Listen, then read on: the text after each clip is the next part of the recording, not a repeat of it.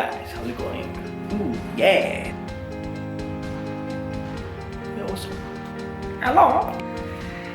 Hey guys, so I was struggling there to say hello, but anyway, I thought I would share with you guys something that I have done a lot of research and reading upon, and it's basically how to create the right mindset to get the goals that you require in the gym or wherever it is that you work out. So let's begin. As you guys know, any result that you want is born from a goal. So the first thing you need to have is a goal.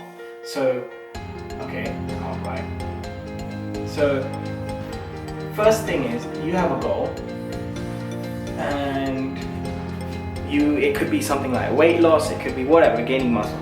But what will determine the basic success or failure of that is the attitude that you have and its relationship with your goal. So the question is, how do you get the right attitude for your goal? Now, before I begin the next part, I just want you guys to know that there is no right or wrong. It's just an observation. And what I would like you guys to do is reflect upon what I say and then, come up with your own conclusions, whether you agree or not. You don't have to agree, but this is what I find, and it tends to, I also share this kind of stuff with my clients and they tend to get very good results. So if this is your goal, what determines a good attitude? So underneath the goal is the attitude, as I drew before. And the thing that governs the relationship is how you look at your goal. So if we then say from an attitude standpoint, someone could have a selfish attitude. I'll explain that in a second. Someone could have a selfless attitude, and one person can also have look at it as a sense of something they just ought to do, so they're like obligatory duty, for example. So the question is, what does this entail? Now, this is what most of us have. I have it, most people have it. It's, I want to look good, or I want to have a six-pack because I want to go on the beach and look sick, or whatever it is. I want a bikini body. That's a selfish goal. I'm not saying it's a bad thing, and I know I'm using the word selfish. I don't mean it in a rude way. All I'm basically trying to say is that that goal is solely for you and your own benefit. Okay? It's not a bad thing. It definitely isn't. There's nothing wrong with self-improvement. I'm just saying that that's what that goal is for. The next one is selfless. Now, let's say you're overweight and you're giving a bad example to your children and you want to lose that weight. That's an example of a selfless exercise. You want to try and do it for your kids. Now, the last one, it's a very rare one. I don't think I've seen anyone, or I'm aware of anyone in the gym. I think I met one person, but I only knew him for a short period of time, and then he left our gym. He went to another country. But they work out because they ought to work out. And you must be wondering, what does that mean? They do it as part of their duty, their life duty. There's something that they're supposed to do. And I'll give you an example of this. Brushing your teeth. You brush your teeth. Why? Because you know I should brush my teeth. It's just something I should do. In fact, ask yourself, how many days in this year, last year, did you not brush your teeth? Yeah, you just do it. There's no ego behind it. It's just a natural tendency, inbuilt program that I need to brush my teeth. And that's this one. Now, in terms of how long results last and how easy it is to get results, it goes like this. Basically, the graph goes like this. And if this is a graph, so this is a level of someone dropping off. So if I write drop off. So I'll explain why.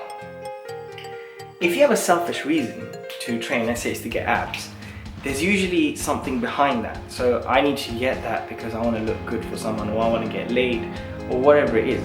And the truth is, once you get that or get what you're looking for, or you acquire what you're looking for, it's done, it's finished. Now I'll give you an example of this. Imagine someone wants to get shape so they can find a partner, and they then find that partner, but that partner likes him or her for who she is. Now there's no reason for you to work out. And a lot of people after marriage, they don't work out. Now I know exactly what people are going to say. They're going to be like, mate, you're not married, so you don't have an idea. You know how busy we are. We get busy and we eat, and then there's social things and all this kind of stuff. Now, to tell you the truth, then what about money? I mean, you will go on a honeymoon, and after you finish your honeymoon, you're going to go back to work. So why don't you stop working? The thing is, here's the thing. You can also do this exercise with money. You find that money is something that I ought to make. Why? Because without money, you can't live. Like you physically need money to live your life. So you prioritize that. You know that's important. But when you have a selfish goal, that I need to do this to look good and all this kind of stuff, the chances are, and I'm not saying it's wrong, because there are people who have this, yeah, and they train for the rest of their life, which is fine, but I'm saying the chances of you dropping off does increase. It does, it significantly does. If you reflect on this, it does. Another thing is selfless. Now, what happens when the children grow up and they move on?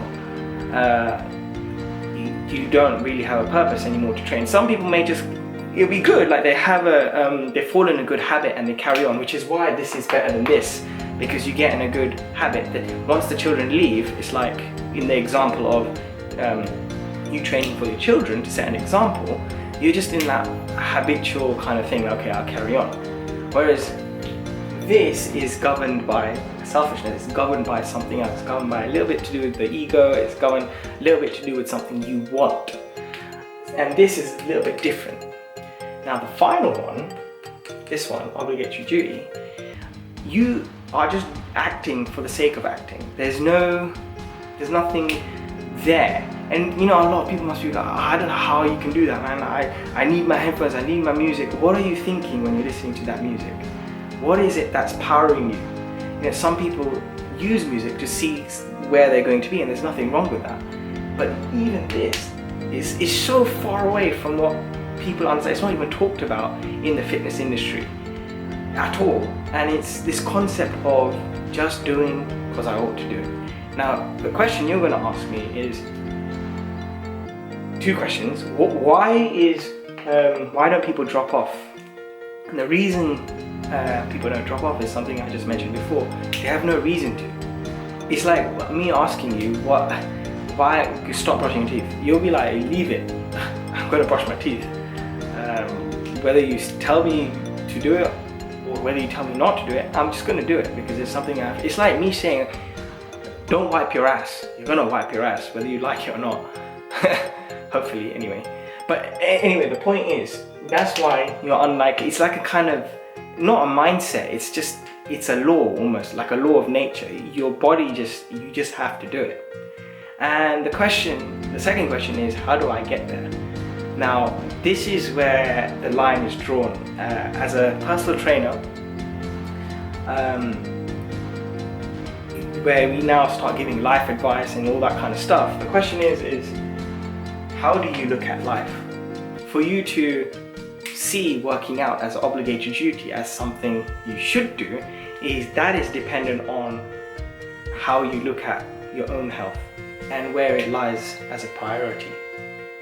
And it's not just like, oh, okay, being healthy is important so I can live longer. It's not like that. It requires a lot of reflection.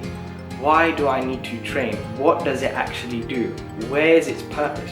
When people like that, when people think like that, and they reflect and they really consider what is the purpose of working out and where does it play a place in my life, then you can get closer to this.